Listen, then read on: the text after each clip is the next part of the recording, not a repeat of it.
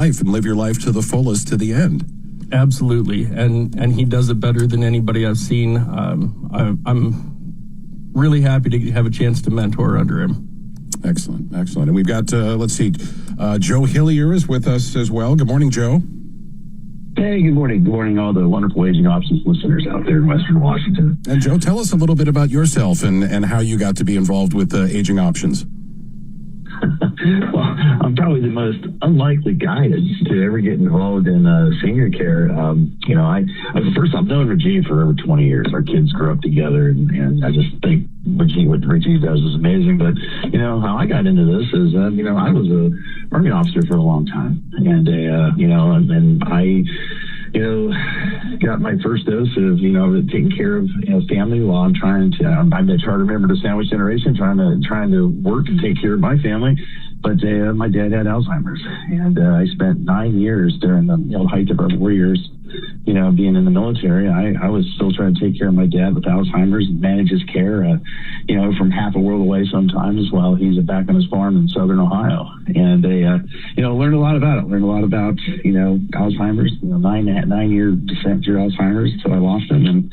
And they finally, when I decided to retire, I had a calling. I'm an old country boy, and my wife's a Filipina, and our culture is, we always take care of our family in the home and try and keep them there as long as possible. And it just seemed like a natural thing for us to do. And a lot more to the story, but I'll leave it at that so we can get on with the show. Yeah, great stuff, Joe. So Joe Hillier, Aaron Parker, co-hosting Aging Options today. We've got a number of topics to cover in the next hour: paying for long-term care, safely aging in place, activities for daily living, and easing caregiver stress. Where do you want to start? I think Joe is probably one of our leading experts on there's more to caregiving than just the activities of daily living. I've got a lot to add about that from the point of view from Medicaid, but I think Joe is I think that would be a great start for Joe to lead us off. Okay, yeah, let's jump into activities of daily living and talk about that and make sure folks know what it is, and when they start seeing this stuff come along, how they need to react to it. First of all, there's 6 activities of daily living and 8 instrumental activities of daily living we need to be aware of. And the ADLs, the activities of daily living, that's what kind of sets the pace for how the medical establishment, how Medicare, Medicaid, our long-term care insurance, how it's going to approach our care as we grow older and things begin to change. But there's also those instrumental activities of daily living that simple things that when they begin to change, things begin to happen and we begin to change. Those things show through, and those are kind of warning signs that we need to be asking questions about where we're at with things at home, where we're at with our health, and what kind of care, what kind of plan do we have in place, to be able to, take care of ourselves as these changes occur. I'll jump right in and remind everybody what the 6 activities of daily living are focused on. Those 6 are focused on whether we can feed ourselves, eating, bathing, can we take bathe ourselves, getting dressed, using the restroom, by ourselves. Can we transfer? Can we get up out of bed? Can we get up out of a chair? Transition to walking or whatever mobility device we're using at that point. And continence. If you're having trouble with bowel and bladder functions, those are our 6 activities of daily living.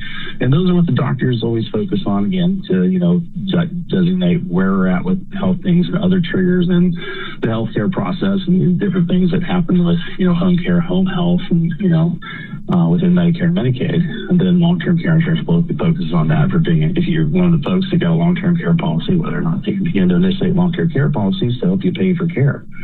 But, there's the activities, the instrumental activities of daily living, the IADLs, they're a little bit simpler, but when they begin to happen, they're, a key sign that there's some changes that we might want to think about. And I hear the music coming, and yes, after the music, after the break, we'll talk about those instrumental activities of daily living.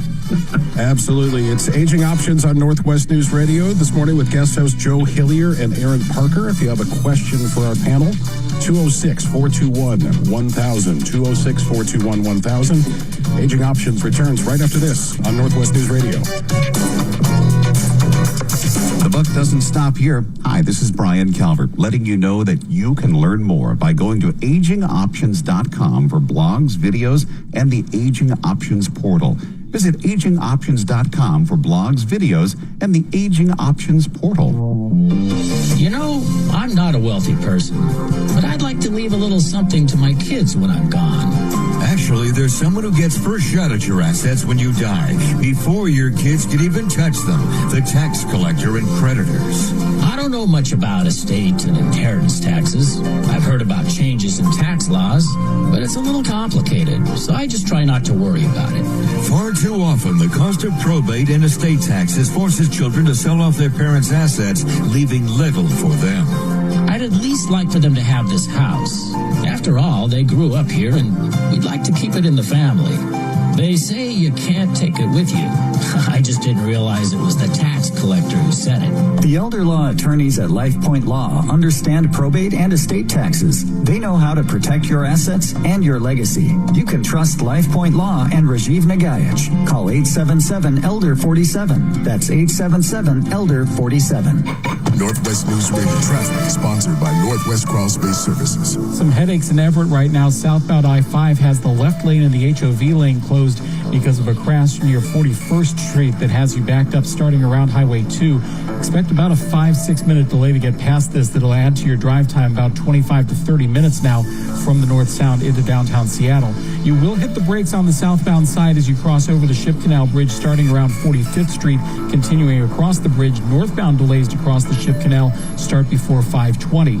Not seeing many other problems, though, on I-5 through downtown. You're in great shape between downtown and SeaTac and South Center, and everything else is looking good as you move toward Tacoma. Still looking at big-time delays, though, southbound on 167 with this road closure at 516 in Kent, with your delays starting back around the interchange at 84th Avenue. In the Northwest News Radio Traffic Center, I'm Brian White. Now, back to Aging Options, right here on Northwest News Radio. 9:14 now, Northwest News Radio. It's Aging Options with guest hosts Joe Hillier and Aaron Paker. Here on Northwest News Radio. Where do we go from here, gentlemen? I think, Joe, you were just about to talk about the IADLs, and then, after you kind of explain what those are, I'd love to talk to folks about how those affect Medicaid and why they should be calling you earlier than when they're calling me and asking me to introduce them to you. Okay. Well, absolutely, Aaron. Let me walk folks through the IADLs and some other acronyms that will help figure this all out, make it make sense. First of all, the instrumental activities of daily living are IADLs. They're usually centered around 8 different things, and that's whether you're having difficulty using a telephone. And I'll tell you right off with the telephone, with that smartphone that you probably have, just because one day you're having a little bit of trouble figuring that thing out, doesn't mean you're having problems yet.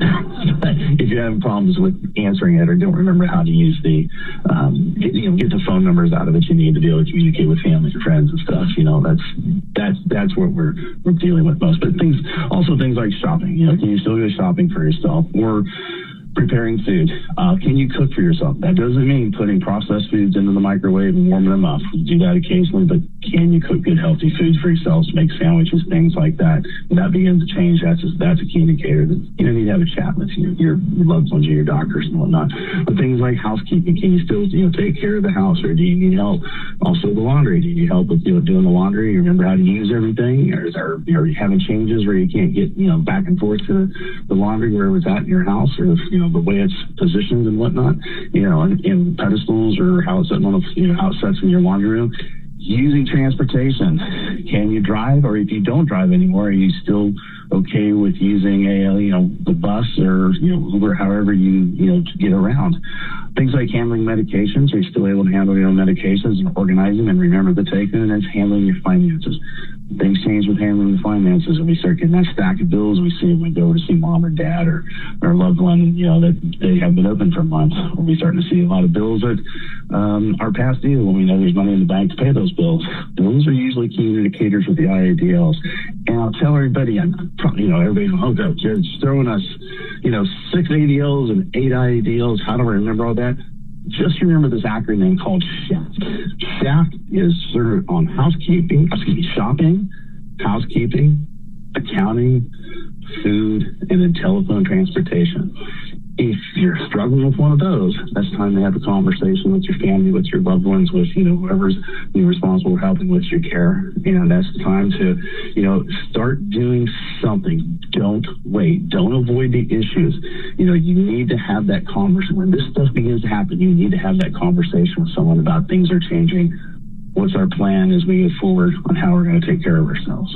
And with that, I'll hand it over to you, Aaron. Yeah, so Joe already kind of alluded to this when he was talking about the long-term care policies and things like that, but Medicaid is the same. They look at those 6 big ADLs, and if you don't need enough help with those, it doesn't matter if you're broke and you can't safely live on your own, you're probably not getting help or you're not getting much help.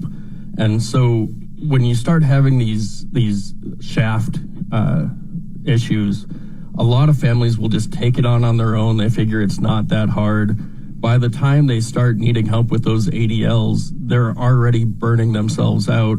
They've already spent a lot of money trying to figure out new ways to do things or taking time off of work. And they're coming to me when everything's going to be really expensive to get help. I won't speak for Joe's company, but what I'm seeing on average is $40 to $60 an hour for in-home care. The lower end of that tends to be the shopping and the housekeeping and the preparing food. And as you start needing those activities of daily living, the more medical side, that's when you're hitting that 50 and 60 or more. And a lot of people, not only is it a financial thing, but getting to know caregivers. We've never had a problem with somebody who's called Joe, but people will set up an in-home caregiver and after a week or two realize they're not really doing a good job. And I would rather have somebody turning my dad's laundry pink than dropping him trying to get him out of bed or out of a chair. So you want to learn early while it's those easy things, and also build that relationship. Get to know the caregivers that are going to be there, or at least the company. It might be different caregivers when you get into that more medical side, but if you can build that relationship early and they know you, you know them, you can build that trust before things get critical.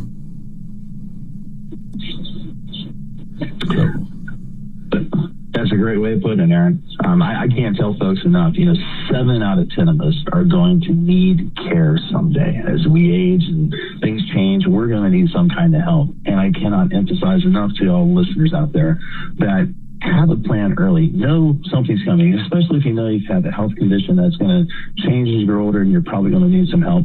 Let's get a plan started now. Let's get a relationship. Reach out, call me, call Aaron, and so let's talk about the plan so that when the time comes, it's just like flipping a switch. You've reached out to me. I've got a file. I've had my nurses have come talk to you already. We know what's going to change.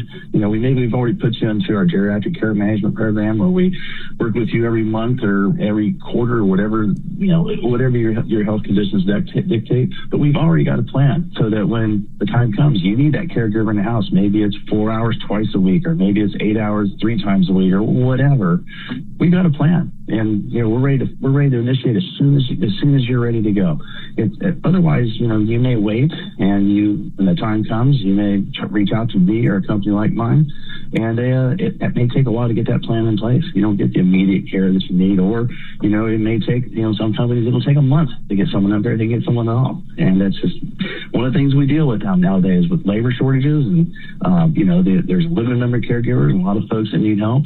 How do we manage that, and how do we take care of you so we get you the best care possible?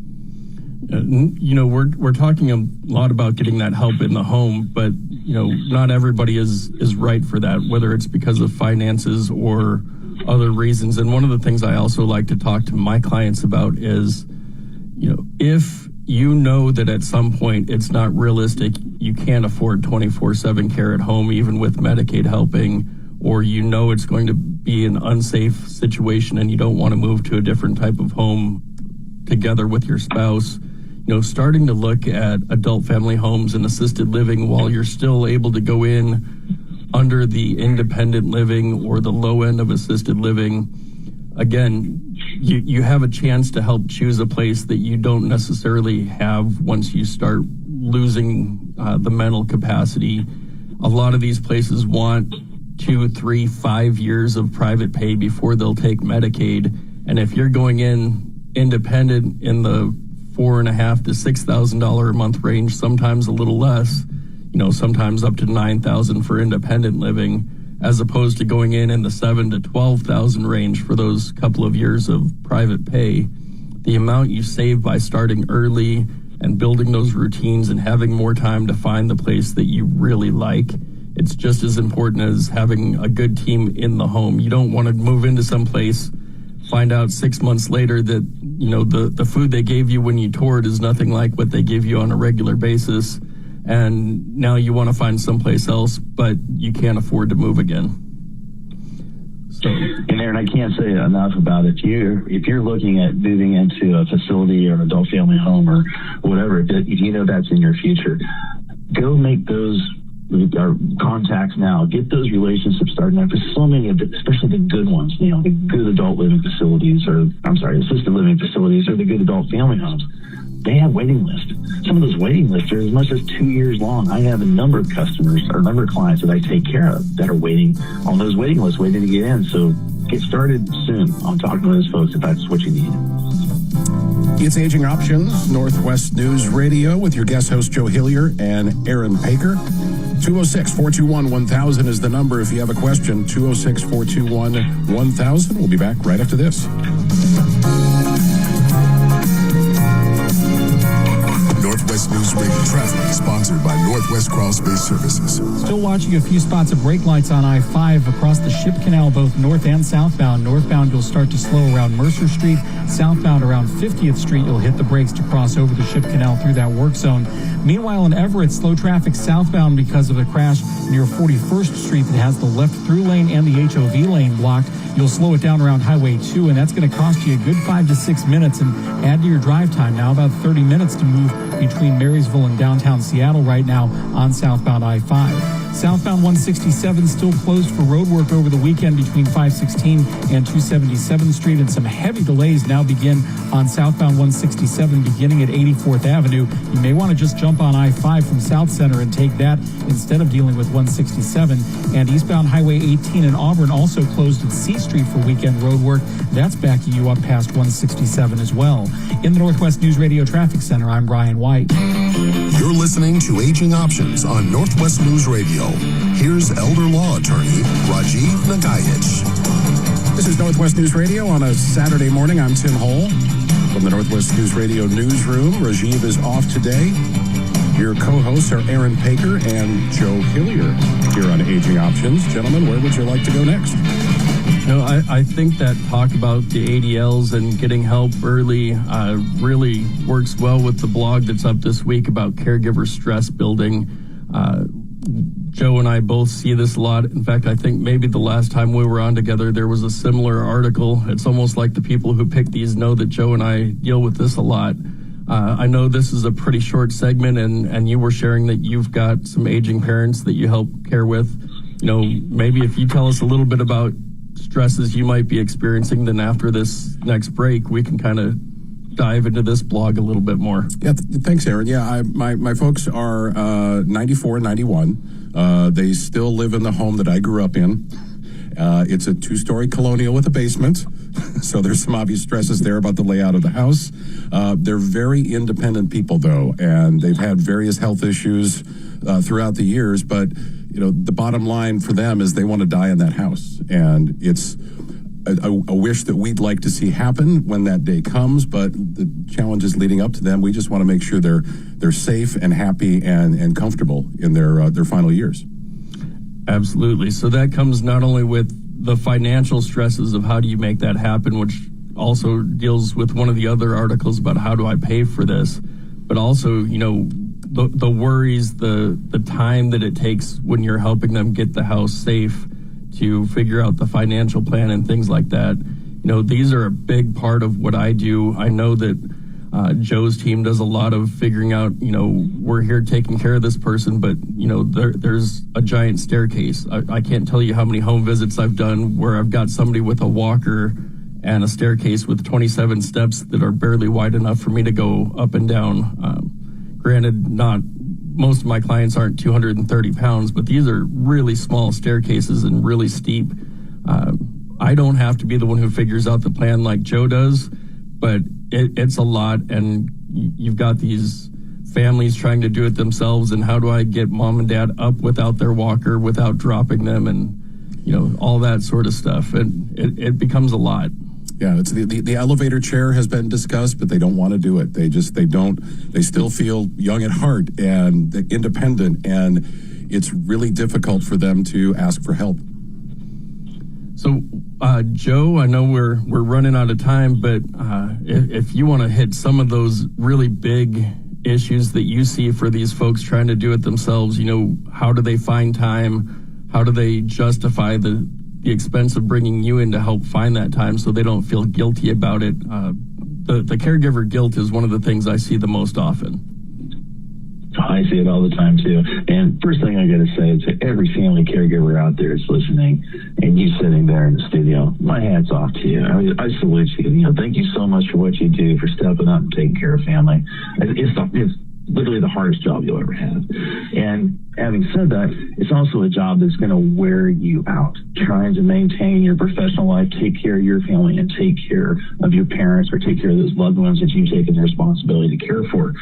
And the one thing I got to tell you is, Matt, you're Superman, you're Superwoman, but you can't do it all yourself. It's going to catch up with you, and that's why I tell folks, when you put your plan together to do this, have a plan to do this, and have a plan for respite care. That might involve someone like me in home watch caregivers, where we bring a caregiver over to the house 4 8 hours at a time, whatever it takes for you to get a break, to go shopping, go take care of personal business or whatever. Someone could be there with mom and dad, take care of them, and so that they're safe and secure. So when you come back, you can step right back into your role and be the superhero again. But have a plan for that, because it will wear you out over time. I did this with my own father, trying to take care of him, and my own brother. As I lost him going through cancer and hospice over a 3-year period, and it just I watched my mother wear herself out with this to the point where it took her years to recover. Have a plan. Have someone else to help, and if it's not someone like me, another family member, but be thinking ahead and what that looks like when you get tired, who's going to be there for help, because you will get tired. There will be days where just getting up and putting one foot in front of the other is going to be a chore, but you still have to do it because you've got somebody else that you have to take care of. And, there's small coping habits. There's things like, within the article, they talked about breathing and stress, and there's all kinds of stuff like that. Read about it, take advantage of it, and with that, we'll go to the break. Good stuff, gentlemen. This is Aging Options here on Northwest News Radio with Aaron Paker and Joe Hillier. Be back after the news.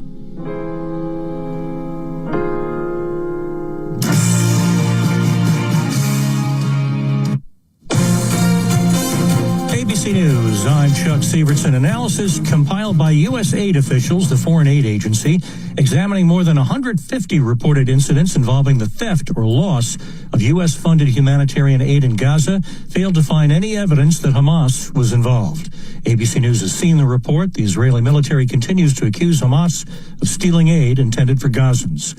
There's an East Coast heat alert today from Washington to Philly to Boston. Plus this from ABC News forecaster Samara Theodore. We do have a flood threat right now. Places like Chicago still reeling. You all are under a flood watch. Down into northern Missouri, we have flash flood warnings in places we head through this morning. Rainfall rates could exceed 2 inches per hour. These storms continue to roll through in the afternoon. Frightened passengers jolted in their seats. And reports of at least 2 flight attendants injured as a Boeing 737 dropped nearly 500 feet. The latest in a series of near misses. This is ABC News. West News Radio, 97.7 AM 1000. When you need to know, Northwest News Radio, 97.7 AM 1000. Now, this hour's top local stories with Jeff Pojola. Here's what we're following. State lawmaker from Seattle facing hefty penalties for mismanaging campaign finances.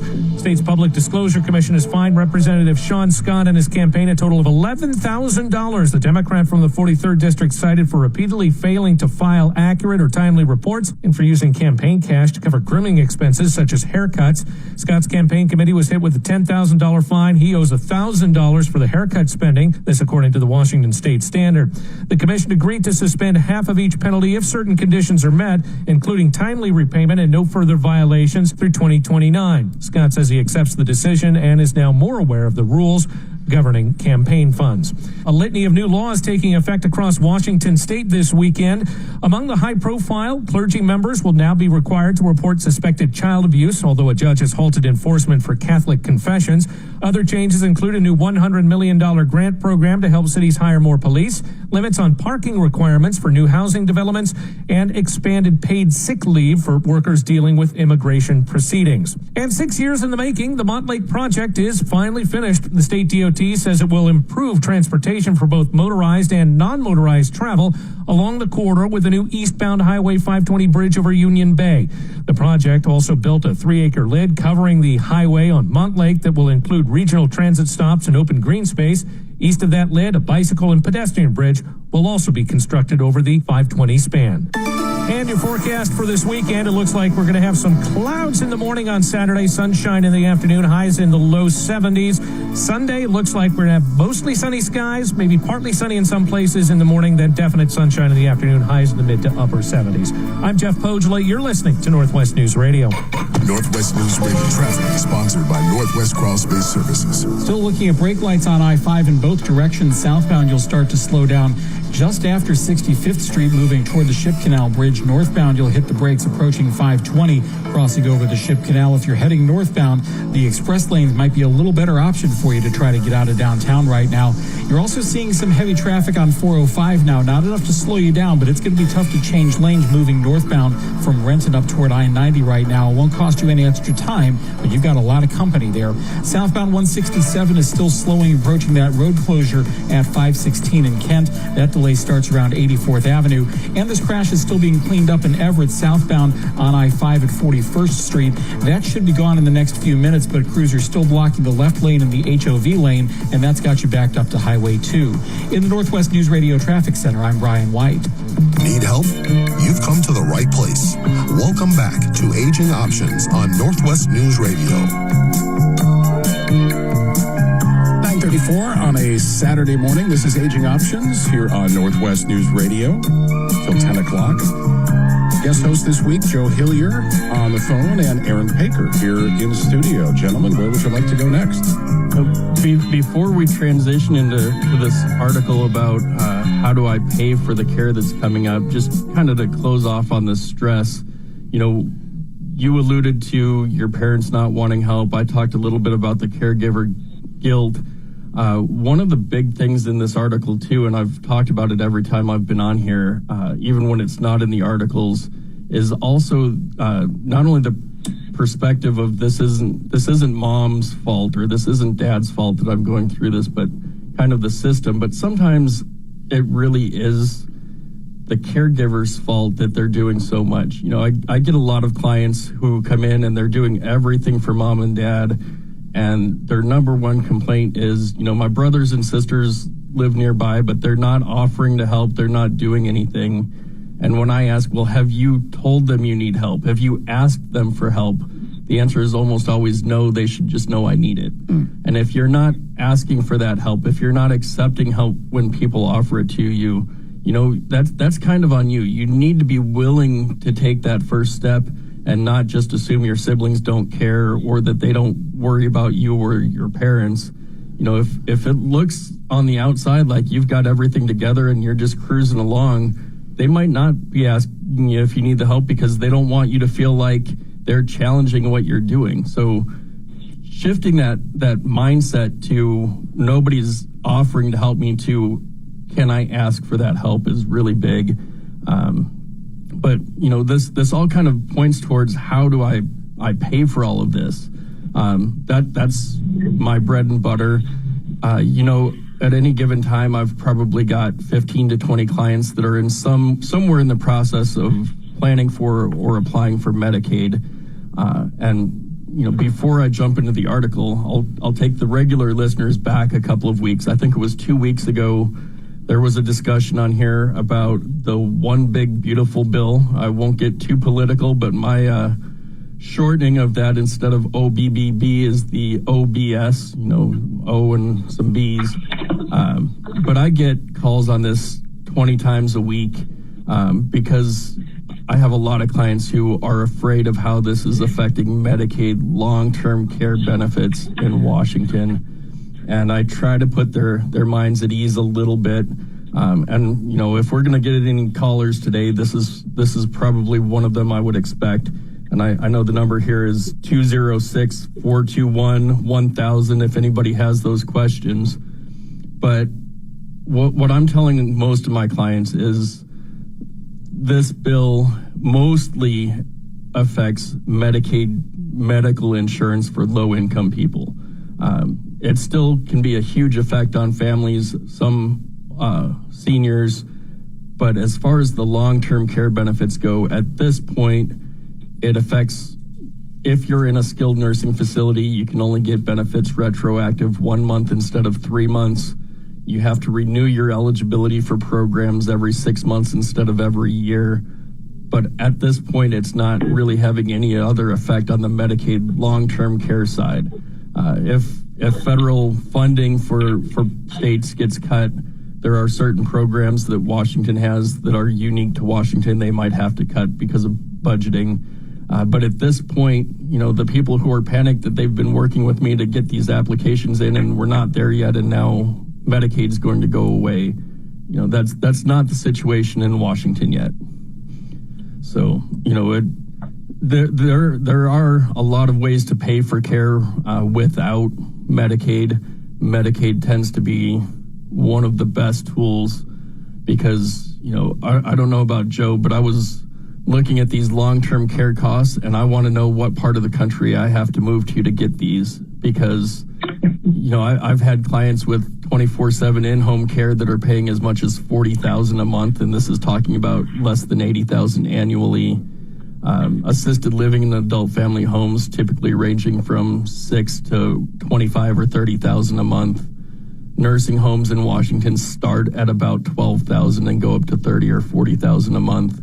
These national averages, there's got to be some state out there that's basically giving it away for free just to counteract Washington, and I know other states are even more expensive than us.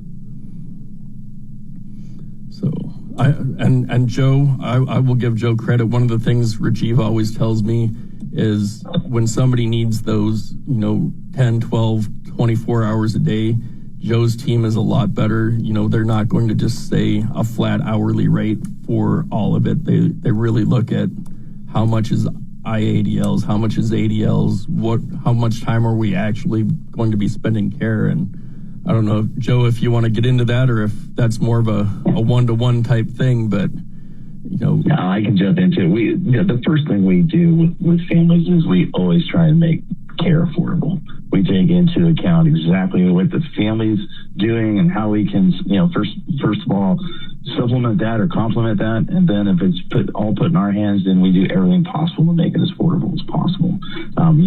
You referenced, yes, we have a daily rate. And we've seen some folks that charge those kind of crazy numbers. And those are numbers that, that they don't need to be charged that much for the care that family members need. So, and as we look at things are shifting across the landscape with cost. I can't say enough about, if you're listening out there and you're of that age and you're healthy or as healthy enough to go apply for long-term care insurance, get out there and do it. It's worth every penny of it. The cost of care increasing so much. I mean, we are in I think Washington right now is the highest cost of health care in the country per capita per person. It's the second highest cost for senior care, third highest cost of living, and like the fourth highest cost for homes and whatnot. So we're in a very high cost environment here, and it's not going to change. The costs are going to get up, and the labor pool continues to shrink here. Just where a place where we get healthcare workers and we find our caregivers. So, that's a nexus that's not looking good in the future. And having a plan for this and understanding that the cost of care, 7 to 10 of us are going to need care as we grow older.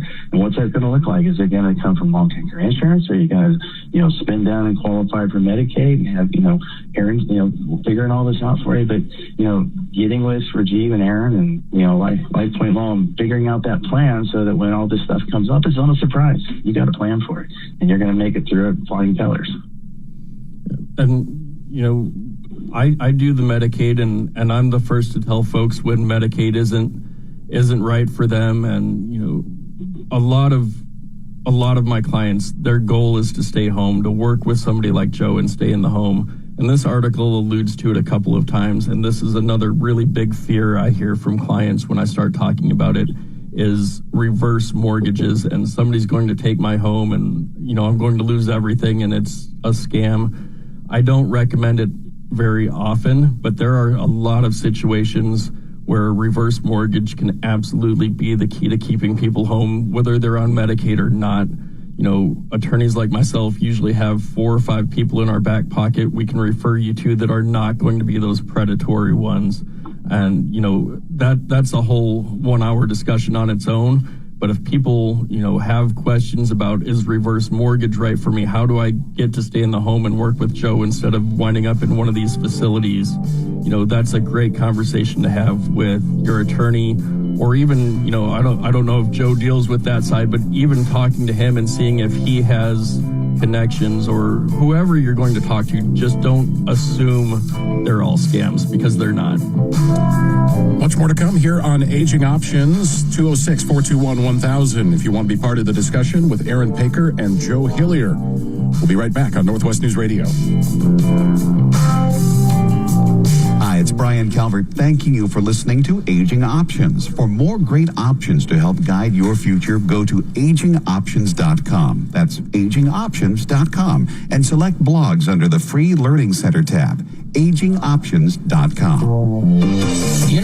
I'm not a wealthy person, but I'd like to leave a little something to my kids when I'm gone. Actually, there's someone who gets first shot at your assets when you die, before your kids can even touch them. The tax collector and creditors. I don't know much about estate and inheritance taxes. I've heard about changes in tax laws, but it's a little complicated, so I just try not to worry about it. Far too often, the cost of probate and estate taxes forces children to sell off their parents' assets, leaving little for them. I'd at least like for them to have this house. After all, they grew up here, and we'd like to keep it in the family. They say you can't take it with you. I just didn't realize it was the tax collector who said it. The elder law attorneys at LifePoint Law understand probate and estate taxes. They know how to protect your assets and your legacy. You can trust LifePoint Law and Rajiv Nagaich. Call 877-ELDER-47. That's 877-ELDER-47. Northwest News Radio traffic sponsored by Northwest Crawl Space Services. Heavy traffic now on a couple of spots on I-5 southbound. You'll slow it down in spots beginning around 85th Street, continuing all the way down to the Ship Canal. Northbound I-5 starts to break around Mercer Street, now continuing past 520 and continuing across the Ship Canal. The northbound express lanes look okay. If you need to get through in a hurry, that's your best bet.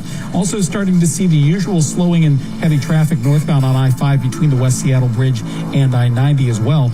405 northbound starting to see some heavy traffic between Renton and I-90. Southbound, you're also seeing some congestion southbound between 167 and the I-5 interchange at South Center. 167 southbound slowing from 84th Avenue to 516 in Kent because of that road closure that's in place southbound between 516 and 277th Street.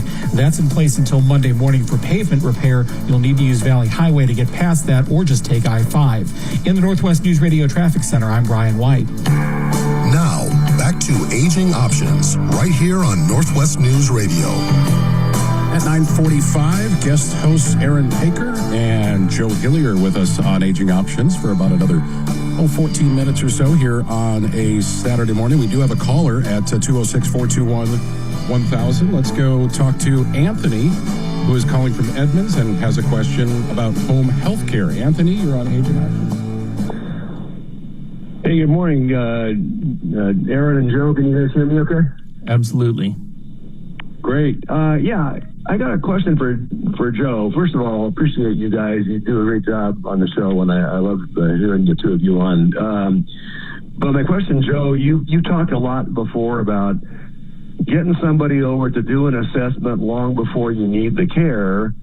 And I guess my question is how, if you can be more specific about that, because, like in our case, we live in Edmonds, we want to stay here, but we don't really anticipate needing care for, I don't know, our health is good. So it seems crazy to have somebody come over if the need might be 5 years out. So what do you recommend for a timeline? What makes sense?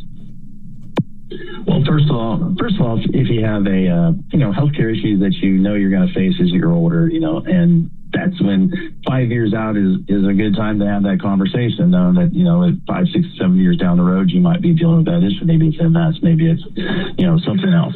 But, we do a care management program for folks that we either sit down and meet with our folks that are in this program monthly, or we do it quarterly. And it's my nurses run it. And so you sit down, you'll do the eval, the consultation with my nurse, and she'll go through your health history with you, and she'll go through medical records, or go through all that with you, and look at where you're at with things, and where the doctor says you're going with things, and what your needs are. And you probably don't need our help right now, so we'll follow up with you in a month or a quarter, whatever you sign up for. You buy it, once a year, twice a year consultations, but then when that time comes, you have a catastrophic or traumatic incident where you're going to need some help, or maybe you're having a knee replacement or something like that. We know how to help you. We know how to work with you. And it's just like flipping a switch. It's just a call, and that afternoon, the next day, I have a caregiver there for you. And so, and as things evolve here within our business, our industry, healthcare, there's a limited number of folks out there, to take care of people. And we're struggling every day with labor shortages. So if you can have a relationship with an organization, with a company, that's there to, be there immediately for you when the time comes that you need them. That's a good way of doing it these days, because if you just pick up that phone and make a call to me or a company like mine, I can probably help you that day or the next day. A lot of companies, it's a week, 2 weeks, a month, or they don't have any capacity to help you at all.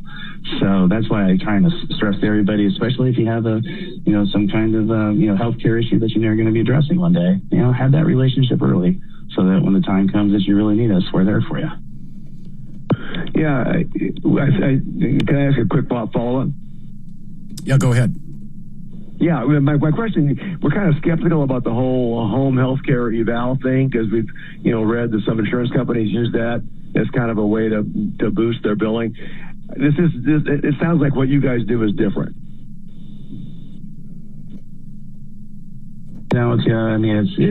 It's a simple process, and we're looking at it from the perspective of, first and foremost, companion care, personal care, transportation. What do you need there? And if you're coming into our care management program, you're not going to probably need our skilled nursing services yet. Maybe if there's something with diabetic care, or you've got something temporary with wound care or something like that, perhaps.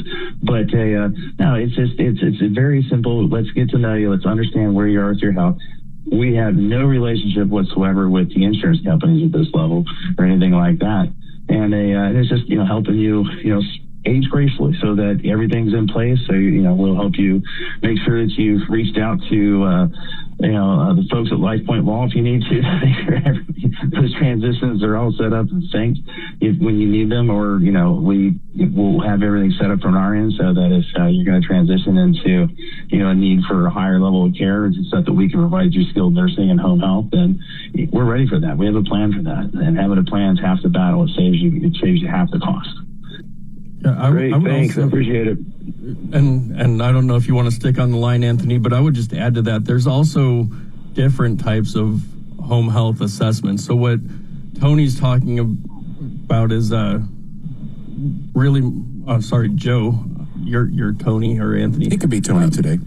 So what Joe's talking about is building that relationship early. And the other type of home health assessment that I think makes more sense to wait longer, and it can be with the person you've already established that relationship with. But where I deal with these a lot, folks are starting to need that help. They're starting to see that decline in health, and they know that they're going to need financial help down the road. But everybody knows you have to deal with your money to get Medicaid to help when you need that level of care. They don't always realize you also have to have those ADL requirements and have enough need and enough lack of independence. And where I use these a lot is when we know folks are still independent and we don't know how long that's going to last. Getting an independent assessment, not from the state, from somebody who can say, this is where you are. These are the care needs you have on a daily, weekly, monthly basis. And that can come from Joe's team. It can come from a geriatric care manager. But then having them follow up every 6 months to a year, or when you see a sudden increase in care needs, it kind of helps us show the baseline and the progression so we can have a better idea of when to anticipate that functional need is going to reach the point where we can start having a Medicaid discussion and getting the help that way. Got it. Super helpful, gentlemen. Thank you. And if you want to join the show, we've got a few minutes left before we go to break. 206-421-1000, 206-421-1000. Got about 60 seconds before the break, Aaron. 60 seconds. I know there's an article on here about minor and major changes to make the house safer. A lot of them, everybody knows about the stairs and the wide enough doorways and getting rid of the bathtub, the lighting. One of them I saw in here that I really like is moving the outlets up, moving appliances down.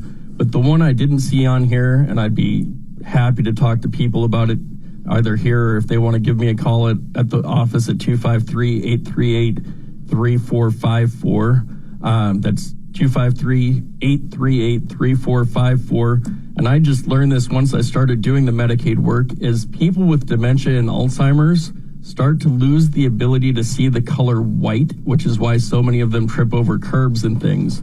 So actually changing the paint colors and the color of rugs or flooring in your house can make a big difference on whether or not your loved ones are tripping and falling and having those accidents. One more segment to go here on Aging Options, Northwest News Radio, with your guest hosts Aaron Paker and Joe Hillier. We'll be right back. Northwest News Radio traffic sponsored by Northwest Crawl Space Services.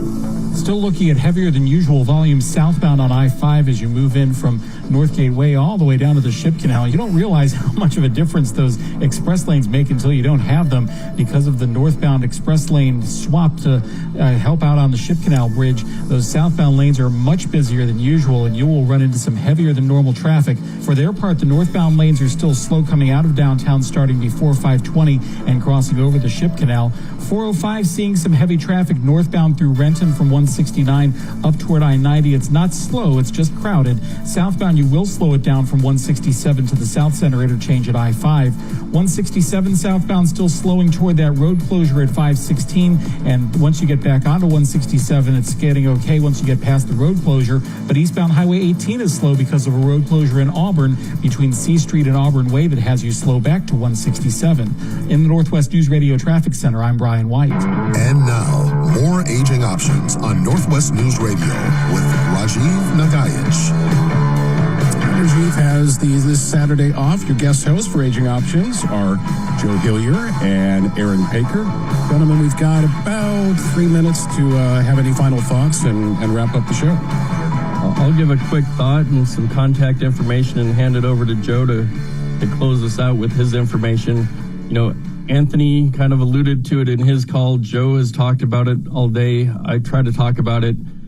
The biggest, most important thing you can know is start this stuff early. Ideally, especially if you want to get to work with Rajiv and plan your future while you still have a lot of options and can get everything right to make it easier. Start 5, 10, 15 years before you think you're going to need this help. Get everything in place. Have a plan in place. By the time you need Medicaid or you need that in-home help, you've got a plan. You've got everything set up. If you're coming to me, it usually means you've waited until you've got 5 years or less. Oftentimes, you needed it 3 months ago. So the earlier you start, the more options you have, the more money you can save, the better care you can get.